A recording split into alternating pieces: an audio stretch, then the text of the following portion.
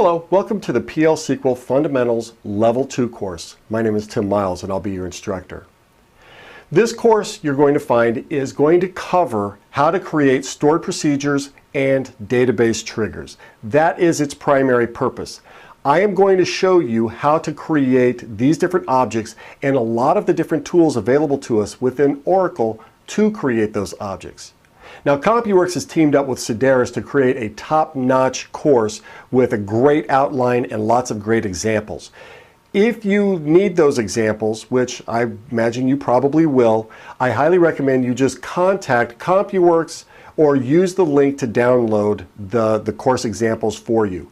If there is no link, then you must contact CompuWorks and we will get those to you as soon as possible. Now, what are we going to cover in this course? The first thing we're going to cover is an introduction to our database program units. Now, when we talk about database program units, what we're really talking about are stored procedures and our triggers. But you need to understand what those are and some of the nuances about each one. I'm then going to show you how to create and maintain our stored procedures and our functions, and I'm going to show you how you use each one.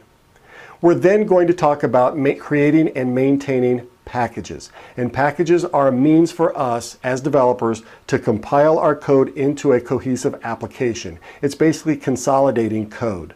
But I'm going to show you some things that you can only do within a package and why a package is better than a standalone counterpart.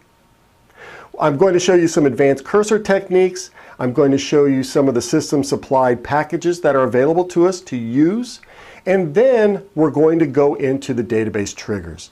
Now, it's only one bullet point on this outline, but I assure you the database triggers is a very long subject. It's a very long lesson because triggers are kind of complex. There are things that you need to think about when we start creating triggers that you don't have to think about when you're creating a stored procedure or a function.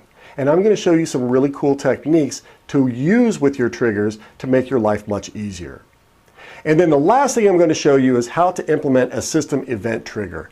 It's not going to be a deep dive into system event triggers, but it's going to give you an idea of what you can and cannot do. So hold on to your hat. This is a really fun course. We're going to cover a lot of material. So just get ready.